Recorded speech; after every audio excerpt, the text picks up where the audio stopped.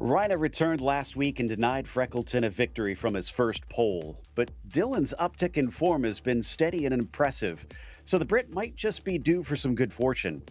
Will the new track of Portimão bring us a surprise winner today? We'll find out soon as we get ready to watch Round 8 of the Lotus 79 Sunday Grand Prix Series, and you'll see it all live here on the Global SimRacing Channel. Hi, I'm Joe Peak, and joining me in the booth is Roush Racing driver Joey Atterbury. Behind the scenes is our director Daniel Costello, and he's using cameras provided by Dougie Beard. As I mentioned, this place is a recent addition to iRacing. Let's get a closer look at this Portuguese venue.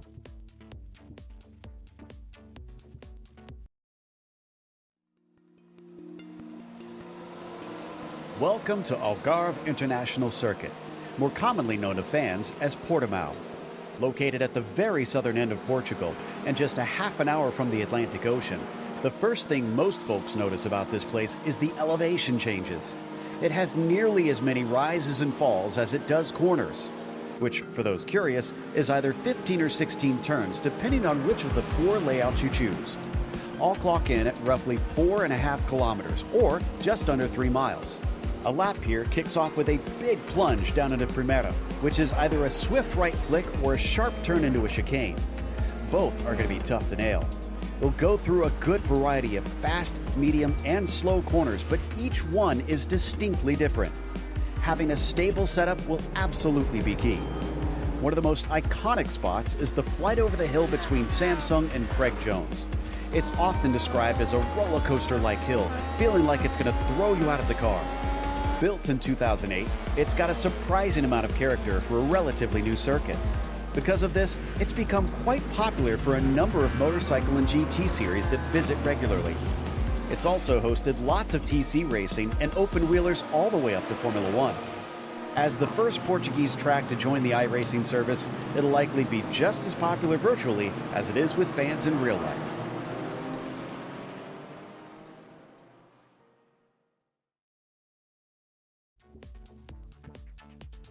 As we said, drivers lacking a bit of experience here with it only being introduced at the start of this season, so kind of resets things, Joey. Yeah, and there's a lot of challenges here at Portimão, as it's known. 15 turns, 2.85 miles in length. And you see that big long front straightaway leading into turn number one. But one and two are actually pretty similar in radius. And then three, it really tightens up down there at that turn three Lagos corner. But the first couple corners don't have a ton of elevation. The rest of the track does. And I think that's really one of the highlights. Turn five down there, that left-hand hairpin might be an opportunity for some passing, but you mentioned some challenges being a relatively new circuit. I think the challenges come in the elevation, the blind corners, the blind turn-ins from pretty much turn 9 throughout the back half of this track. You better know it like the back of your hand, or you might find yourself off of that racing line and others taking advantage of you. Well, taking advantage of the situation recently has been Anti Lapisto. Had a poor finish last time, but the drop rounds help him out for sure. You can see him over Dylan Freckleton, over 100 points. Now, that sounds like a lot. It is about 83 for maximum score for a weekend. So it's not horribly far away from a win's worth over, but still, this late in the season, it's looking pretty safe for Lapisto. Juan Costa has been his main rival, but he's lacked attendance. The drop rounds will kind of bring him back in, but he needs to start showing up in the remainders. He's not here today, unfortunately. From there on down, you really start to stretch away from that lead of 468 points, as there's been a mishmash of characters that have shown up, but that's allowed Barry West and Sam Ryman to put themselves 6th and 7th in the championship late in the season, Joey. Great stuff from them as they come from the F2 standings previously. And speaking of those F2 standings, things are pretty spread out a little as well. Andy Hugel, 29 points ahead of Daniel Gallus, and then 51 points ahead of George Batev there. But then things start to tighten up. Cam Porter only 2 points behind that third place battle, and Bjorn Ackerman also only a handful of points out of it. Then the next battle comes with Timothy Vandenberg, Jess Moore, Rolly Wallbank, and AJ Roper. That's about 4 drivers there that can all kind of shuffle themselves up. And we are in the back half of this season. So Keith Herner back there in 10th place as well, trying to move forward with a few more races remaining. Today's event, though, going to be 26 laps around this new Portimão track. As we mentioned, late in the season now, up to round 8, open setup. And this is a track with a lot of hairpins, a lot of slower corners. So wonder if we'll see them try to crank the wing up, or if that long front stretch is going to tempt them to try and lower the downforce. No spare car if you wind up hitting anything, but the barriers are relatively far away here. So I think it's more about making contact with other cars at this place. Drive-through penalty at 17 incidents and a DQ at 25. Got to watch out for plenty of the paved runoff, as you could rack those up quite easily. We saw that yesterday as well in the IMSA Vintage Series, with drivers winding up having to take an extra visit down pit lane. Looks like in qualifying, Anti Lapisto is down in 4th. Now, he hasn't taken his second lap. This is a bit of a surprise, though. I'm curious to see if he's going to be an improve as a 33.3. Well, there you go. Now he's back up to pole. I wasn't going to interrupt you there, but yeah, he was on a flyer as he pretty much comes to a stop right here on the front straightaway. So he's your provisional pole sitter. And I'm looking through the rest of the field here. Maybe Jean-Francois Boscus, who we're watching on board with. Here's a great shot of some of the elevation here at Portimão, and lots of blind corners, lots of up over crests, and you just have to really know your turn-ins, where the apexes are. And then there's another great example of what you were talking about, how long and slow some of these corners really are. This is a car that tends to like fast sweepers, which this last corner of Galp absolutely provides. In fact, it's perfect for it. I'm sure they'll be flat out through there, and he'll need that speed, Boscus, as he'll cross the line, but he does not improve. So 13th at best for the number 5 today. And checking to see if we have anybody else in this last minute that can complete a lap, and I'm not seeing anybody, unfortunately. So it looks like that is our grid set for this one, with a single split this time and 26 drivers taking part. That'll be plenty to keep the action going out there. But It's definitely going to be a wide range of skills and speed that are competing here today, Joey. And I'm noticing that it's looking like it's cloudy to partly cloudy for most of the time, so that should keep the track somewhat cool. And I see some chat going on from the competitors, and this has always been a question on our mind too. I see Bjorn Ackerman pitching in, saying, "Kurt Clapper, what happened? You actually qualified? That's something new." Well, I like his reaction. Kurt said, "I know," and Bjorn responded, "Do you need a doctor?"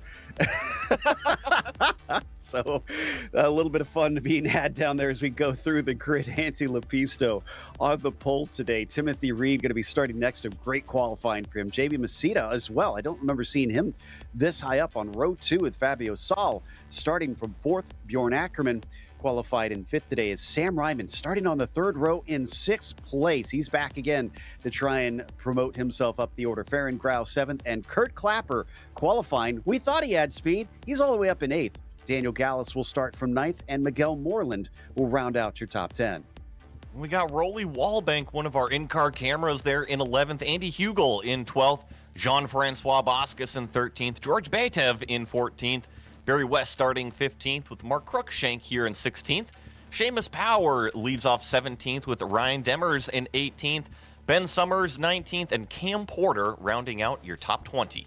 Kevin Parrish will start 21st with Eugenio Sordo in the 22nd spot. Last driver to set a time was Moreau Mark. Then it's Lance Simon, Juan Penas, and Connor Mahoney to round out your 26 cars here today. Looks like we've about got everybody lined up. We might be waiting on Connor. There is the temperatures. It's actually risen a bit there on the track at 97 Fahrenheit. So that's going to start to cook those tires a little bit more as this race carries on into the day and it pounds down onto the surface of this track. Connor's making everybody wait on this one as he's got a few seconds left, but I'm not seeing sign that he's going to line up. So I think that means we'll get 25 cars on the grid for today's race. As now the engines will start to rev for round 8. The lights are up. We wait for the green. And the green flag is out. Lapisto with a great start, going absolutely nowhere. Masita is just behind a wreck. Somebody spins off to the side. I think that was Sam Ryman. Cars having to avoid. Thankfully, it's a wide track. And while many are able to dodge, there are about 4 or 5 collected. Yeah, that was a huge mishap right on the front straightaway, but thankfully a bunch of the cars did manage to get through. It's currently Anti Lapisto and Timothy Reed out front, but look at how bunched up it is because of all of that avoiding on the front straight. And I think that kind of started with the car getting off poorly, and poor Sam Ryman got some wheel spin trying to avoid it, and that just collected everybody down into the hairpin, almost 3 wide into here. This is through the mid-pack competing with Demers, Wallbank, and Porter. Oh my goodness, crazy busy moves right here on the opening lap. Watching Seamus Power here in 10th place, currently chasing Jean-Francois Boscus up and over some of this elevation. They plunge down the hill towards Craig Jones here. Very fast left-hander watching Cam Porter up to 13th position. 7 gained on the start, avoiding the mess down there on the front stretch as we check in on his webcam. Switching back once again, and uphill they go. I noticed that too. He was one of those cars that was able to sneak his way through there, so great job avoiding the mess on the front straightaway. Now it's up to Cam to see how much he can hold off with all of these hungry drivers behind, and actually Demers went a little bit wide right behind, so that's going to be Kevin Parrish trying to take advantage. He's got the inside through the final corner, and he is easily through. Kevin Parrish moved up to 14th now, 7 positions gained, pretty much equal with Cam Porter here at the start on a single lap. Now it's Demers trying to get the slipstream back down into turn 1. That little dive, the little roller coaster shoot, and oh, he slips up to the inside and almost slides out into the car right there. Looks like he's going to now lock up and go a little bit too wide. He's not going to take one. He's actually going to give one back. Yeah, that's Ben Summers who sneaks through into 15th. Nice move by him to see that happen just take the racing line and sneak on by. So that'll move him up a spot from where he was as we check out Pinos, who is back in 20th, fighting for 19th, though. On the outside, it's Fabio Sol as they got a spinner in front of him. Yeah, I believe that was Eugenio Sordo turned around there. Now he gets back going, and you mentioned how slow some of these corners were. I think he was just too happy on the right foot. Seamus Power wheel to wheel here. Can he hold on to this one? It's a difficult braking as into the side. Unfortunately, George Betev gets absolutely punted into the runoff through Portimão. That's the actual name of that corner. And Cruikshank now in a side-by-side battle as well. It is just action everywhere. I think that was, what do they call it, the people's elbow being dropped right there. And it was courtesy of Jean-Francois Boscus in that yellow car. So it's going to be Mark Cruikshank to go back out there. And he's been the one that's been tag-teamed into the ring now. Basically pull the slipstream, try to make this move, and actually Jean-Francois Boscus going all the way to the inside. I wonder if this is just heavy defense down the front straightaway, or if he's allowing some of these cars to actually go by him, just trying to be a gentleman out there. And Rolly Wallbank tries to capitalize on it, but doesn't have enough space through Primera and has to back out of it. But that'll be Cruikshank up to 9th, Boscus to 10th, Wallbank into 11th. You jump up. So this is our battle all the way up front between Timothy Reed and Antti Lepisto. I've been really impressed with this red number 3 car. He has not let go of Antti at all, and you can see it's only about 2 or 3 car lengths that he's behind. Yeah, he's making sure to keep him honest on this one. Lepisto might have a big margin, but they're still going to be racing him for the wins out here, especially Timothy Reed, who clatters the curb a little bit, but he holds on. Got to be careful about jumping those curbs. These cars like having a steady aero platform, and as soon as you upset that aero platform, whether it be the left side or the right side or even just one corner, you just lose that little bit of grip, and that could be that little bit of grip that you need before the car starts to slide. Reed has taken wins in the past, but I'm sure he'd like to add to that tally. I'll have to check and see when the last time was that we actually saw him on the top step here. But the former IMSA Vintage champion for the GTPs, going to see how he is in slightly older machinery here, as he's definitely looking quick on the straights. Yeah, and I think he pulled about 2 miles an hour in terms of comparing him to our leader. So I think that's your typical tow, your typical slipstream. I think these cars are going to be incredibly even paced. It's just going to be where can Timothy Reed actually pull the move, as Rolly Wallbank is actually going to be trying to go around the outside. I believe that's Boscus still. It's been since July of last year that Timothy Reed has managed to take a win in this series. So he is well overdue on that one as we check out Rolly Wallbank here today. Coming back down has given us a nice shot of his rig here, and he said he had dressed up special for this. He's got a lot of force feedback cranked into that, it looks like. Well, not only that, but he's got the full white overalls with the gloves and everything. A pretty nice H-pattern shifter and a triple monitor setup. Oh, had to catch the car with a little bit of a slide there. So, yeah, Rolly looking pretty classy out there. We've got the Mansell going on. Check out that mustache. Very much so. Very much so. Well, Rolly is doing a great race here today, just outside of the top 10. We'll see if he can step it up. One is behind him. We got a nice little battle between Cam Porter and Kevin Parrish. Parrish diving to the inside. There's no room. Both of them spun out. And in fact, they're going to plug up both the cars behind them. But it is Ryan Demers who finds his way past and gets 3 positions in a single corner. Yeah, I think it was Ben Summers that followed Demers through as well. So just a little bit of an oopsie with those 2 white and red cars. I'm sure Cam Porter is not going to think too highly of that one. I think that it was just a little bit too far back to make the move. But, you know, I'm sure we'll get the replay and really kind of analyze it. If we get a chance, I'd love to see an onboard from Demers to watch this happen, because he definitely picked his way through nicely and eventually was able to pick up those 3 spots. As we check out Lance Simon a little bit farther down. Looks like Gallus has better speed than him. He's going to be able to pull away into 19th, and that's Sordo, who we know spun earlier. I do love this Coca-Cola livery, though, from Lance Simon, the caboose on this 3-car train. So pretty cool livery and bring in some of the modern stuff to the vintage world. And saw a couple little things. I think it was just a little bit of an intermittent internet connection up front there with Bjorn Ackerman for a second. I noticed the same thing. My attention went up there thinking we had a change of position, but Bjorn's actually fighting Farron Grau as well, so he's got to watch out. Let's watch from Ben Summers' view as well as he approaches, and oh yeah, he just chose maybe a little too late on where to go.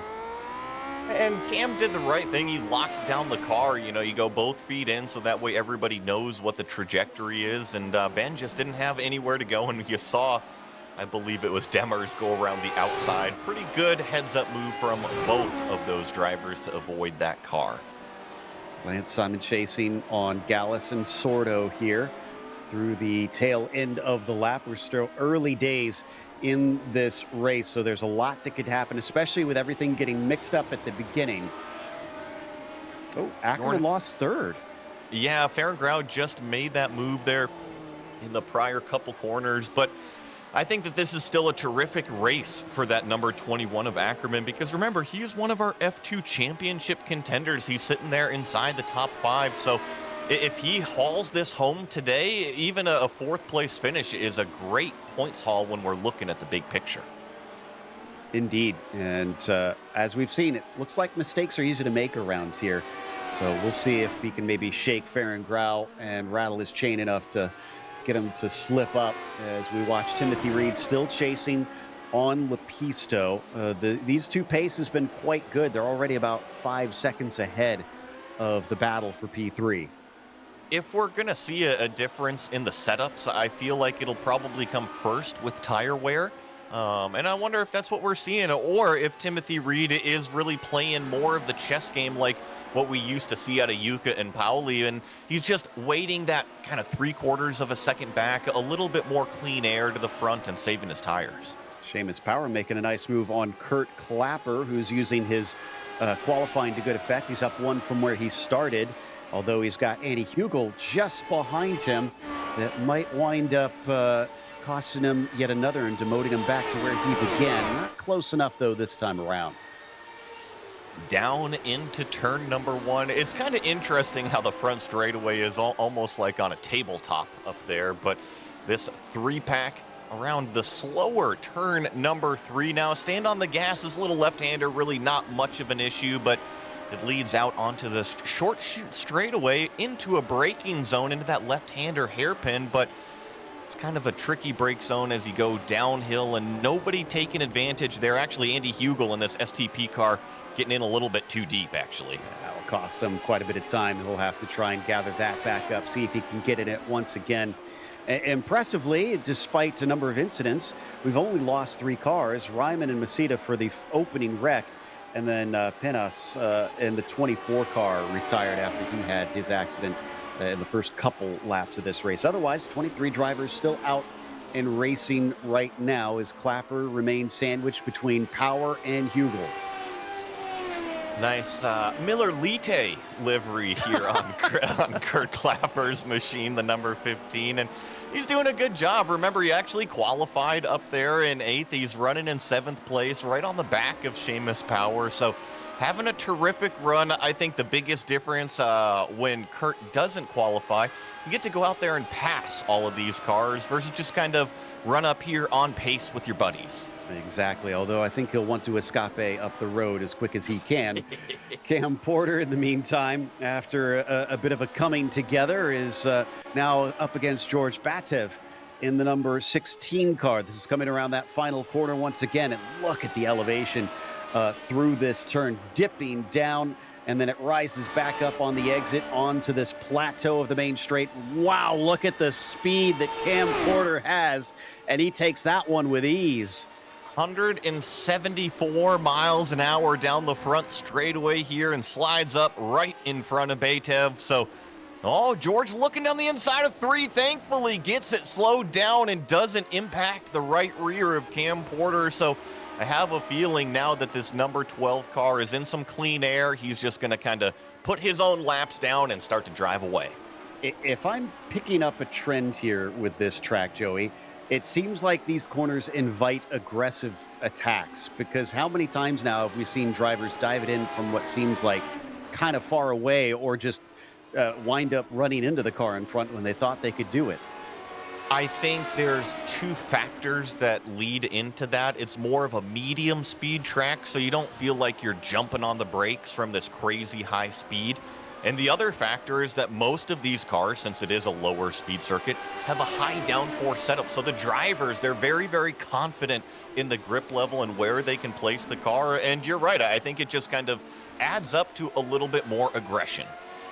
Will we see some here? Because this is a spot where we've seen some pass attempts. Gallus, though, into the back of Mark that time. Not down into the hairpin, but instead on his way through the lead up to that. That's going to separate them.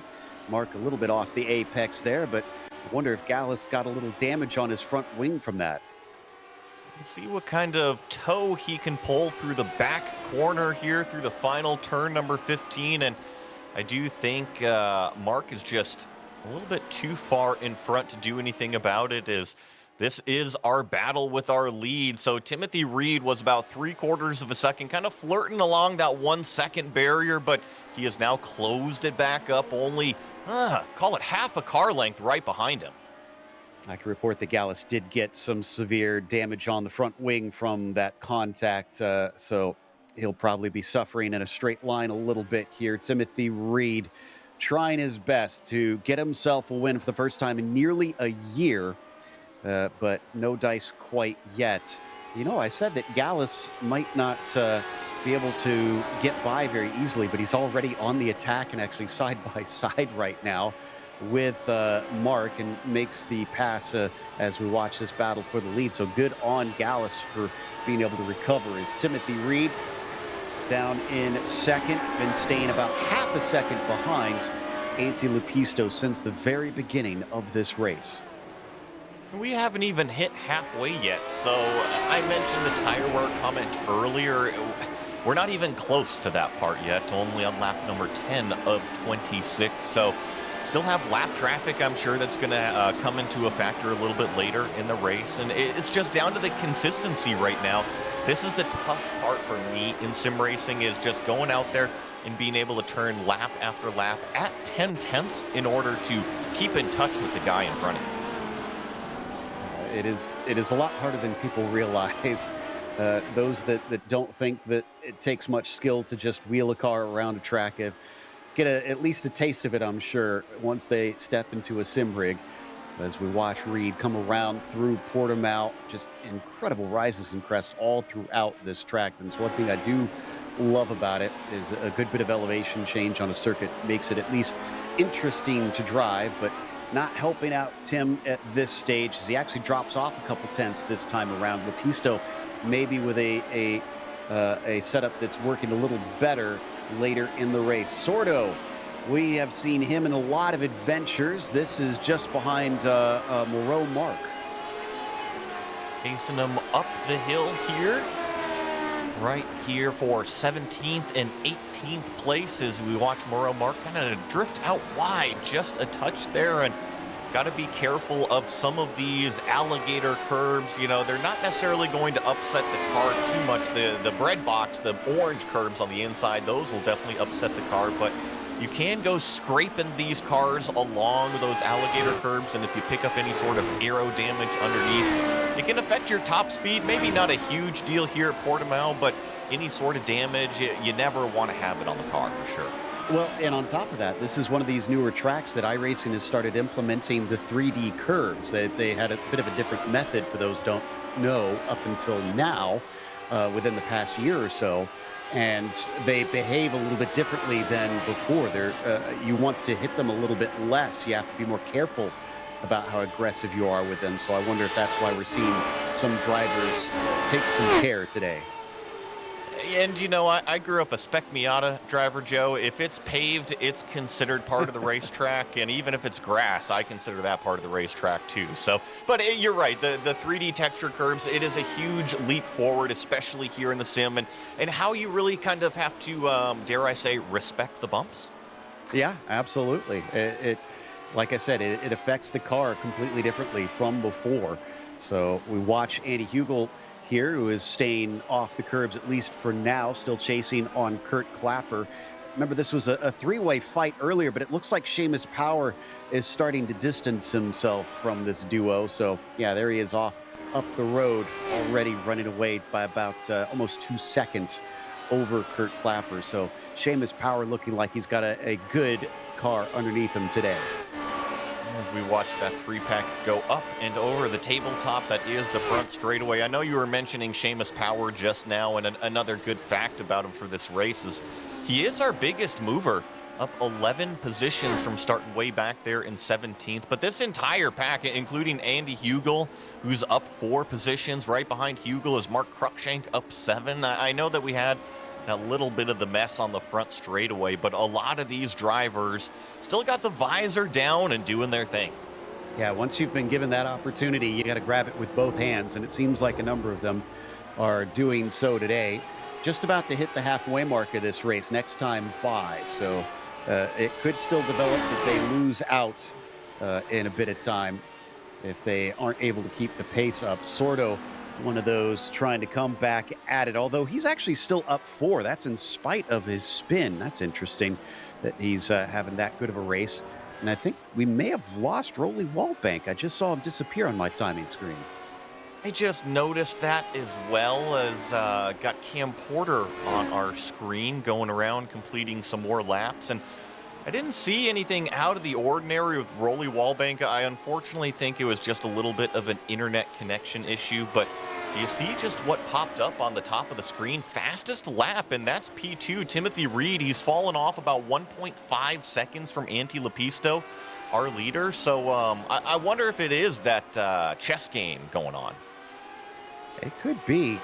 So as we follow Sordo through the valley once again, Mark just behind him, getting closer. Sounds like we've got a replay. I wonder if this will explain what happened to Wallbank here. So here's Rolly coming up into one of our hairpins that rises around, and the car spun. Now he doesn't hit anything. This is a bit strange. He carries on. And this is before, Joe. So that was the incident that might have led to a disconnection, but it was completely all on his own, I believe, in turn 5 is where he finally kind of exited the server. And so I just think it really was, unfortunately, an internet intermittent deal.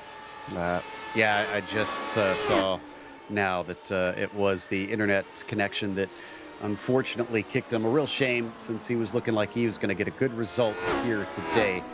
Moreau sitting in 17th, starting to get ever closer, maybe too close to Sordo, as he overshoots Lagos and goes wide. That's going to allow Lance Simon to approach him now and get a shot at maybe demoting him instead. And I think, Joe, it's Moreau, Mark, that's actually falling down. So Eugenio Sordo was able to get by him, and now it's Lance Simon's turn. I've been watching the number 25 for a couple laps, and I just think it's the consistency. When he puts together the laps, he's right there on pace. But every other lap, it seems like, oh, you might have missed a corner here, you might have missed a corner there. And that kind of plays into what we were talking about at the beginning of the show. If you don't know Portimão, with being a newer circuit here on iRacing and all the elevation, it can definitely throw you a curveball. Certainly seems like it, and Seamus Power slides it into Lagos. He is chucking this car around. Miguel Moreland up ahead of him is holding him at bay for now. Moreland also up 5 himself, and that's into 5th position. So we have to remember that incident at the beginning of the race was well up towards the sharp end of the field. So some of these drivers who are usually fighting just amongst the top 10 are maybe a little bit higher than they expected today. Right on board with Seamus Power here as he hunts down that number 14. One of Barry West's buddies, one of his Lion buddies, and Miguel Moreland up there. And like Joe was saying, they're both up several positions, but I think the faster of the two cars is definitely the one we've been riding on board with, taking about 3 or 4 tenths of a second out per lap. So now that he's caught Moreland, you got to come up with an opportunity. You got to figure out a way by him. Up and through turn 13. Ooh, good exit there for Power, but they've got a couple more to go here that he really needs to set him up for the front straight. Let's see if he's got more straight line speed than Moreland as they head through Galp. This is where he needs to be, in that tow as they hit the tabletop and come up down the main straight. Looks like he is indeed reeling him in at quite a rate of knots. Moreland's going to go defensive in response, but he leaves the door open on the inside. Not going to take it though. Looks like Power is going to try the outside. And this is going to be tough down into Lagos, going the long way around 3 right-handers. It's going to switch back finally in his favor, but he's just a bit too shallow. No, a little slip up from Moreland. It rages on all the way down into Torre Vip, almost making contact with one another. Power goes as deep as he dares. Job done. I didn't think he was going to be able to make that move from the long way around. No, and there was definitely some contact going down that short shoot straightaway, and I'm not sure, but it looks like we've had oh, there he is. He's back. One of the big cat cars, Miguel Moreland, kind of blinked out there, so was worried that we lost another one due to the internet. But because Seamus Power was battling side by side for those couple of corners, it has brought Kurt Clapper right into the mix again. Not only Kurt, but also Andy Hugel is catching up a bit here. So yeah, that was exciting, but not optimal for lap times for those two. And wow, just look up at the top. Antti Lepisto just went 2 tenths quicker than anybody else there for the fastest lap of the race. So I suggested that maybe Antti's got a car that's a little bit better at the end. I'd say that looks to be true. I think it answers my question of if Timothy Reed is playing chess, and I think Antti Lepisto just kind of put his foot down on that game right there. So 2.2 seconds out in front. Timothy Reed is nowhere in touch in terms of that slipstream. So this battle right here, definitely the best action we've got going on the track. We're going to see if Miguel Moreland can hang on the back of Seamus Power, or if Kurt Clapper in that white and blue Miller Lite car can go up there and take advantage of that number 14, or if we're just going to kind of see one of these dirty air trains. I can't call them a DRS train with these. No, not with these cars. And I'm kind of curious if what the highest finish Kurt Clapper's ever had was. I'm not sure that we have that stat, but I'll see what I can find. It definitely is a good race today for him, up to 7th, potentially even a top 5. This is Hugel just behind Clapper as well, who's been creeping up on this. But now that they've settled back into single file racing, it looks like they might spread apart once again. Up and over one of these hills here at Portimão, and then down, plunge through the elevation, and make sure not to overcharge a lot of these corners.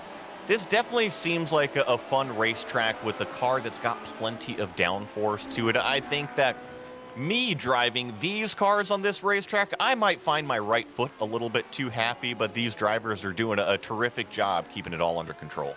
I mean, more downforce than you were used to in those Mustang days, I imagine. Oh yeah, but those Mustangs, man, they got a cushy back end. They put the power down nice. Antti Lepisto has put the power down and then some. 3 seconds now over Reed. And not only that, we have to consider this is 11 seconds ahead of third place Farron Grau. They have been flying up at the front on a whole nother level compared to the rest of the field. It seems like once we hit the halfway point, Antti just shifted into another gear. You're right, he's consistently a few tenths, if not more than that, faster than our second place runner. So between the consistency, the overall speed, certainly seems like he's got the overall package again today.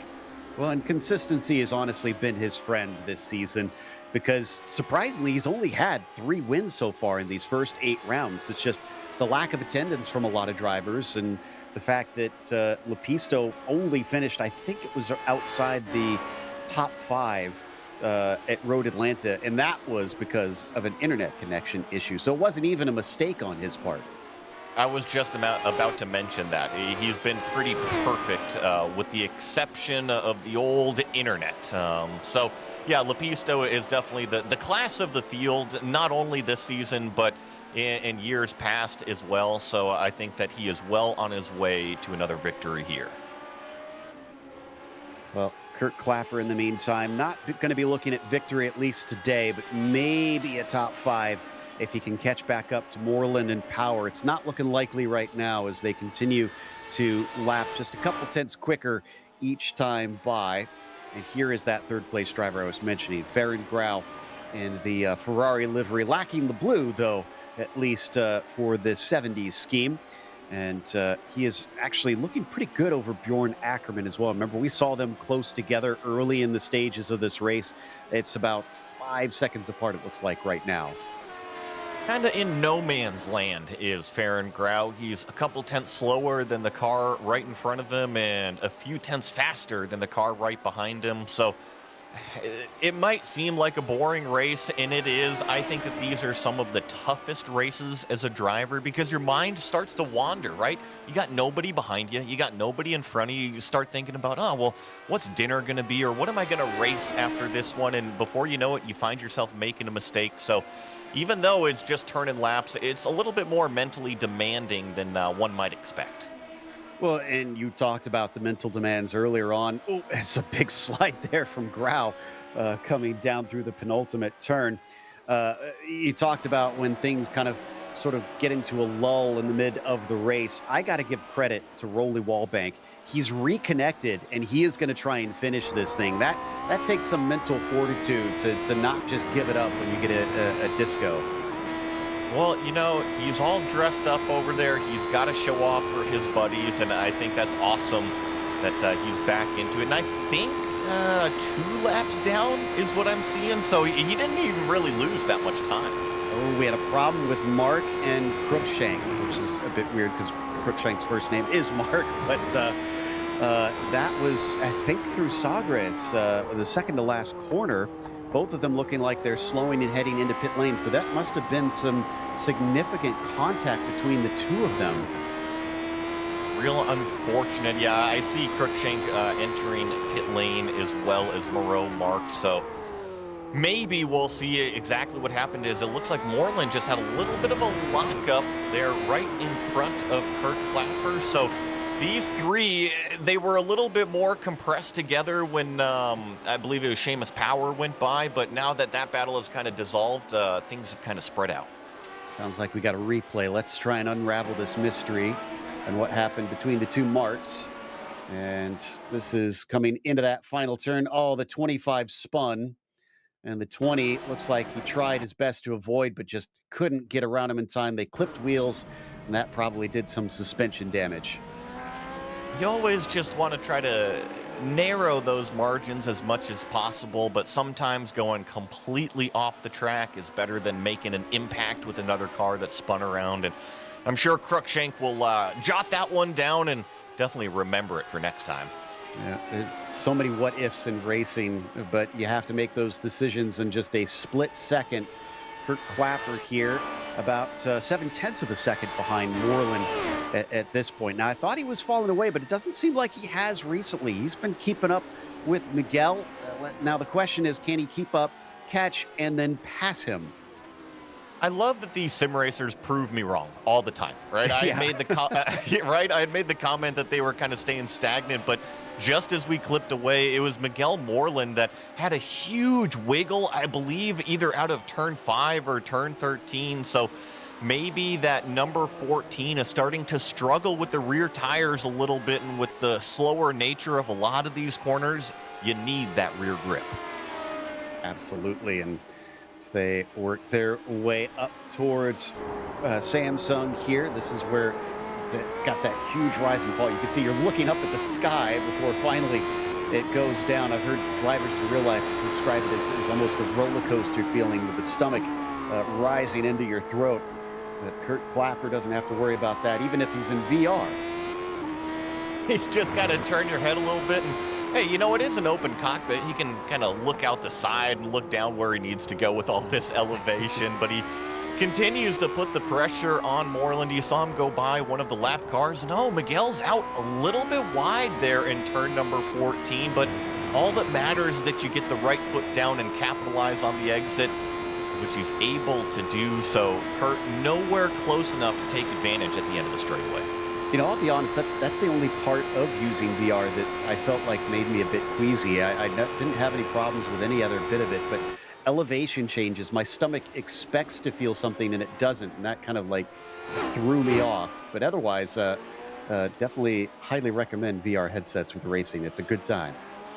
I think while we're watching this battle, the biggest difference between screens and virtual reality is just that immersion factor. Like you're talking about, you're expecting. I think, Joey, to finish the sentence there. Sounds like we had a bit of a connection problem. And Kurt Clapper here is definitely expecting to try and catch and pass Moreland. So he's down to 0.5 of a second with 6 laps to go. Time is running out, unfortunately, for the number 15. But I do have to say that I'm glad to see him get out there and qualify, because I know we've been pestering he and his brother for some time. So we'll see if we can get Joey back in here in a bit to join me, but I'll carry us on through to the rest of the race. And looks like Kurt Clapper ever closer there, even through Sagres. And now through Gulp, he is just looking stronger and stronger. I don't think he's going to be close enough across the start-finish line here for anything, but he's certainly become a serious threat for Miguel Moreland. Now down to 5 laps to go. He is reeling him in as we check in with Seamus Power up ahead of them in the meantime. Remember, he was right with this duo not long ago, just maybe a dozen laps ago or so. And Seamus Power is already about 5 seconds up the road. The bad news for him is that he's about 4 seconds off of Ackerman right now. So I don't think he can chop that down at about 5 laps. That's probably a bridge too far to try and get to him. Bjorn sporting, much like on his IMSA Vintage Series, a beautiful unicorn livery on him here. So he's definitely enjoying what creativity you can express here on iRacing, as everybody is able to do custom liveries. In fact, it's one of the big points here in the Lotus 79 community, as they love their classic liveries. They aren't usually more humorous like we see with Ackerman. They tend to be homages to classics in both F1 and IndyCar.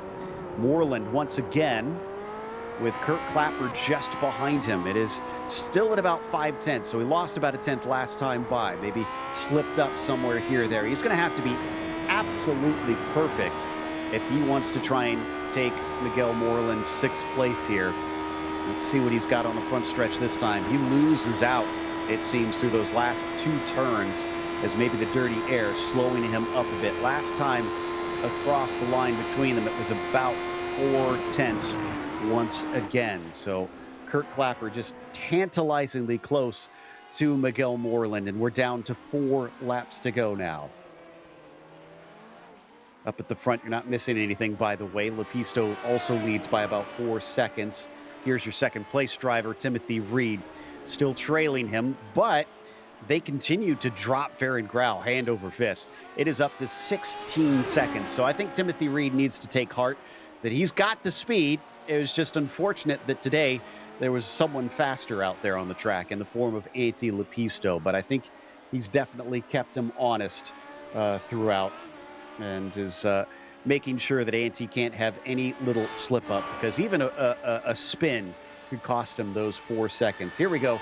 George Patev in the meantime, in a bit of a battle here for 13th place rather, with Daniel Gallus, Joey, fighting hard to try and hold back the 16 car.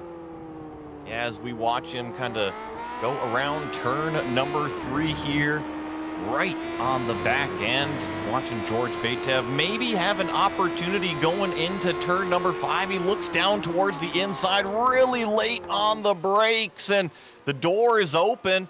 not quite far enough alongside. Yeah, he thought he could do it, but just wasn't quite there. I think he'll get some more shots if he stays this close to him. Question is, can he make it stick and be able to exit the corner as quick as his rival? Look at that exit. Much better there for George compared to Daniel. And they're coming up on lap traffic. Connor Mahoney stays out of the way. Nicely done. And this is all with just a couple of laps remaining here. Let's see if this number 16 can get firmly on the back here. There's just a couple corners left in the lap, and it's all about trying to set that draft up on the front straightaway here. So let's see, coming through turn 14, can he get close enough to the back end of that car? Well, and are they going to have all the laps to do it? Because I'm not sure if we'll see it. There he is in the background. That's our leader. Lepisto's about to lap them. And that's a good point. So, yeah, they might be racing basically one lap shorter than what they were expecting, and full defensive down the front straightaway from the number 11 of Gallus. So we're watching Betev now go around the outside, which he can do. Does he try to do the over-under? He slides up. It looks like he gets the pass done. A textbook over-under move for George. Flags decides it's not worth holding him up and allows him through. What about Wallbank?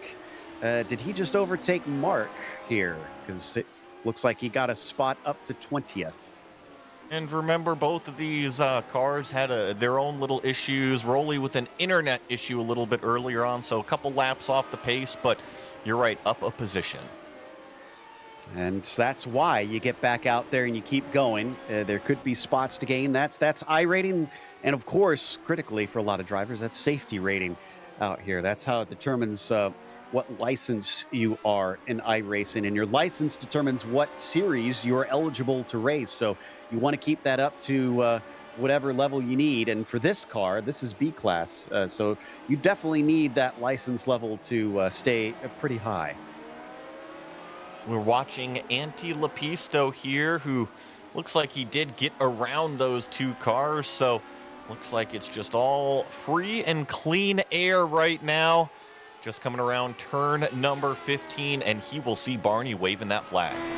White flag, 1 to go here for Anti Lepisto to take the win today as we ride on board, looking over the helmet of our Finn, who leads the championship right now. Down into Primera, shows you just how quick that corner is, barely brushing off any speed before they slam on the brakes into Lagos. All he's got to do is complete basically another 3/4 of a lap here. This turn 5 brake zone, I'm going to circle that one. Don't beat yourself. You've already done all of these laps out here. Just hit your marks this final time and don't overshoot anything. You got 3 seconds in front of Timothy Reed. A little bit of lap traffic in front, but I don't think he's going to be able to catch him in time by the end of this one from how it looks. Lepisto having lapped everybody up to, I think that's actually Cam Porter, so that's 12th place. Absolutely stomped the field here today. Yes, it was a single split, but that's more than half the field that he has been able to put an entire lap on, and maybe he will get by Cam as he's starting to reel him in even quicker. Yeah, I think that he might run out of corners. It depends on what Cam sees in his mirror, because here we approach turn number 14, the little dive down the hill, and from here on out, it's just put your right foot down and go up through the gears. Lepisto swings it through Galp, down the dive, into the final exit, and up to the finish line to take the win in Portugal. Anti Lepisto takes victory number 4 this season. And claims fastest lap. Timothy Reed here finishes in 2nd place as he celebrates by trashing the car, and Farron Grau will round out your podium. A nice run from Farron Grau, but definitely going to be looking at those top 2 and wondering, okay, what do I got to do to find their pace in this race? So nearly 20 seconds between them, and Bjorn Ackerman just off the podium with a 4th place. What about Kurt Clapper? I've been keeping an eye on this, Joey. He's been very close to Moreland, but I think it's too little too late, although there it is across the line. It looks like it was all of 1/10 of a second. He got a little scarily close for Moreland. I think that Kurt Clapper was hoping for one more lap because that run down the front straightaway certainly seemed like he would have been able to challenge into turn number 1, as Cam Porter has a little bit of a race of his own going on right now. He is the last car that will finish today's race, and he has Antti Lepisto just kind of pushing him along here on the final lap. Yeah, exactly. That's not for position in front of him. That's Crookshank. Both of them getting ready to finish this race. And for Cam Porter, I mean, you think about the incident that he had earlier, I would have thought this wouldn't have been the best race for him. He gained 8 to finish 12th. And you see him smiling this whole time. He's looking in the mirror right now. He knows Lepista's behind him. And yeah, I think he's having a fun time. That's going to wrap us up, but we're not done yet here. We'll have our unofficial results as well as driver interviews coming up after the break.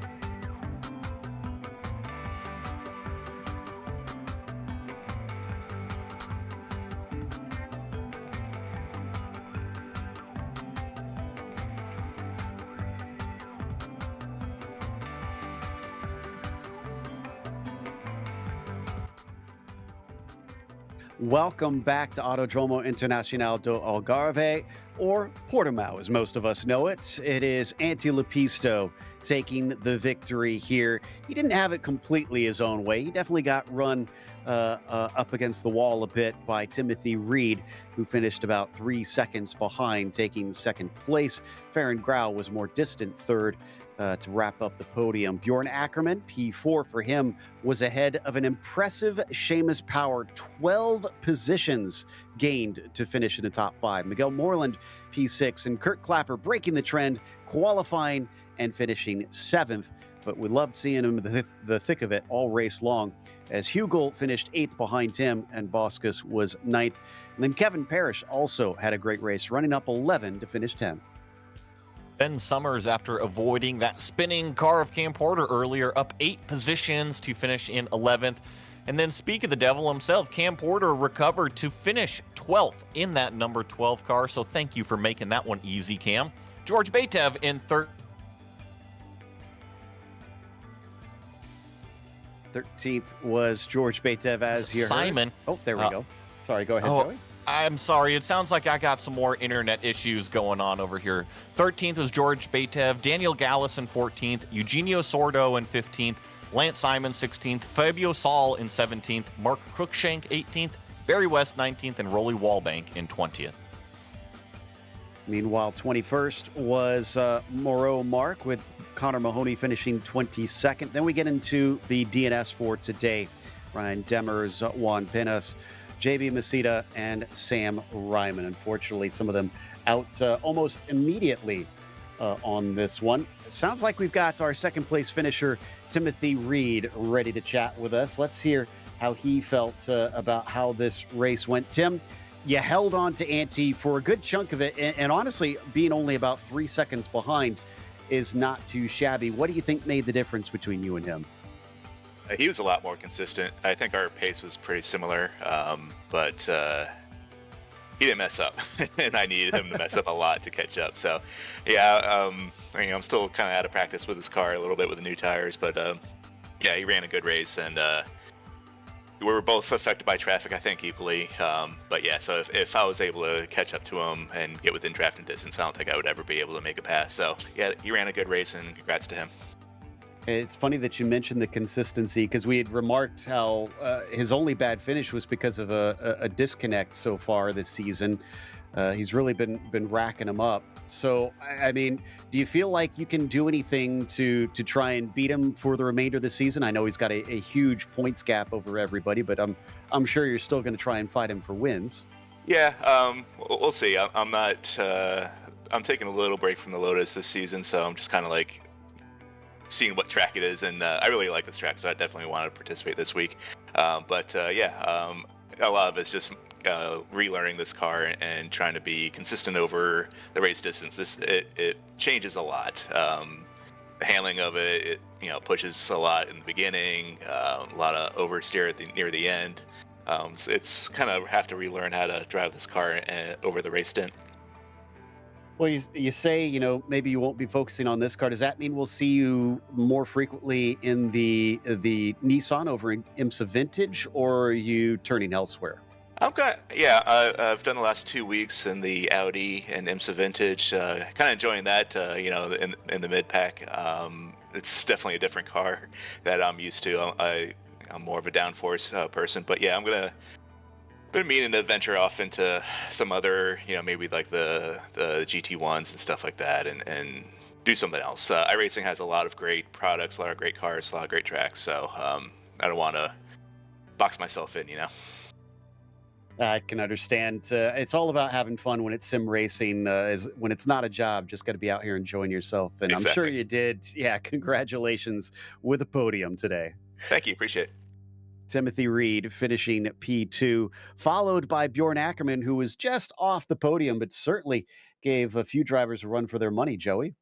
Yeah, Bjorn Ackerman, a terrific drive today. How does it feel? I'm sweating. Oh, this was so hard. Oh. Well, you started with a top 5 qualifying effort, which is fantastic, right? And then you were able to get up into 4th and pretty much sit there all race. Seamus Power was able to catch you at the end, but lap after lap, consistency. Yeah, I just hope I can carry the pace and finish 4th. So, achieved best result in top split ever for me. So, I'm happy. Congrats on that. Well, what do you think helped you with that? Was it the new track? Did you know it? Or what helped lead to this performance? I have no clue. I just did one race practice. That's everything, and just go. I think the point is the other guys don't have 10,000 laps practice in, so. I see behind the scenes here, Joe Peak is saying it's because of the paint, it's because of the unicorn on the car. Yeah, true. Absolutely. Well, thanks Bjorn, to Ronnie, he painted. Well, thank you so much for coming out, racing with us all the time. Terrific performance today at Portimão. Anybody you want to say hi to? Oh, all the 49er and 79er guys. I race so much. So many guys I know. Rolly's in for the paint. Thanks. Well, that was Bjorn Ackerman with a terrific drive today, a huge points haul for that F2 Points Championship, finishing in 4th. Indeed, and a big points haul for Seamus Power as well, who is our hardest charger on top of things today, growing up 12 positions since the start of this race. Let's see if we can have a chat with Seamus here, who went from 12th to 5th out there. Seamus, obviously a bit of help happened at the start of the race when there was a wreck. How much of it do you think was due to that wreck that you gained so many spots, and how much do you just attribute to having good pace today? I think there were 4 or 5 cars involved in the wreck, so that definitely helped, especially considering I think it was the top kind of quarter of the grid. So definitely helped that a lot of people packed up after that. But otherwise, I was actually surprised at how much pace I had compared to, I guess, the 10 or so cars in front of me after that, climbing all the way up. It felt really slippery for me out there, and honestly, half the time I was just kind of trying to keep the car on the track. Now, Joey and I were talking before we came live, because I've only called a couple races here at Portimão, and I think this is the first for Joey. So we were kind of unsure how this is going to play out with this car. How did it feel inside the cockpit? Because there's a lot of slow hairpins around here. Slippery, very, very slippery. I know track temp was kind of up and down over the race, and it was like maybe 32 or 33 Celsius. But for me, the main thing, getting the power down wasn't too bad. Some of the really tight, like off-camber corners were a bit tricky. But for me, I was mostly uncomfortable with just kind of braking in some of the mid-speed corners. It felt like the car was getting really upset, depending on how kind of you had the brake bias set. So I was just trying to be as careful as possible. Next time out, we're going to a favorite of drivers in this series, Silverstone's historic layout. Are you looking forward to that? Yeah, I love Silverstone Historic. It's a lot of fun, very fast, suits these cars pretty well, and yeah, that should be a pretty fun time. Fantastic. Well, we look forward to seeing you out there. And again, congratulations on an impressive finish. Thanks very much, guys. Appreciate it. That was Seamus Power. I'm checking to see if we've got time for one more, because I do see that Rolly Wallbank is here, and I don't think we've gotten to chat with him before, Joey. So why don't we have a little discussion with him? Well, Rolly Wallbank, thank you so much for joining us post-race and giving us the awesome in-car shots. I know you had the little internet issue today, but other than that, how was your race? Oh, it was great. I was really enjoying chasing Mr. Boscus down. I probably should look up here. I'm new to this. I think he had some damage, so he was equal to me. And yeah, I was really enjoying it. And I came into that corner and then bam. That's what we noticed as well. It just kind of dropped out on you, but you don't actually see too many people rejoin in a sim race. That kind of shows the dedication that you've got to these vintage cars and everything. What draws you to these 79s? I really feel connected to the car. Like the 49 I used to drive a lot. I love cars that I can participate in. So I don't like flappy paddles. I like to get all physical with it. So I like H-pattern cars, and this car with its downforce but wildness is fantastic. I get a sweat on driving this car.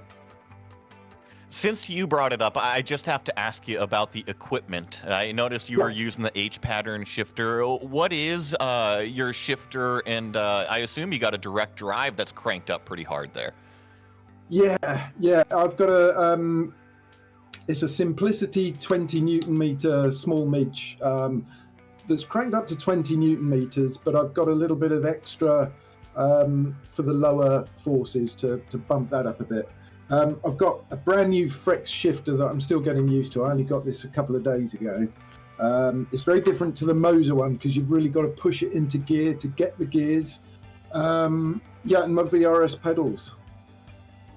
Well, that is an awesome setup. You combine that with the triple monitors. You might as well be a pro. Is there anybody you want to give a shout out to before I let you go? No, my wife for letting me spend money on the equipment, and everybody who knows me. Definitely a huge shout out to the main sponsor, Mrs. Wallbank over there. But that was Rolly Wallbank coming home a little bit further down the order, finishing in 20th today. Absolutely. Glad we finally got to have a chat with Rolly, as he's been on the channel for a long time. But a big thank you goes out to the Lotus 79 community in general, as well as to the team today, Joey, Daniel, and Dougie. Make sure to check out our social media, our website, and our merchandise store. And don't forget to subscribe to our YouTube channel so you don't miss a moment here on GSRC. Like we said, next race will be at Silverstone. That'll be Sunday, May 12th at 12:30 p.m. Eastern. But be sure to check out our other broadcasts that we have listed here. And until next time, race clean, race hard. We'll see you on the track.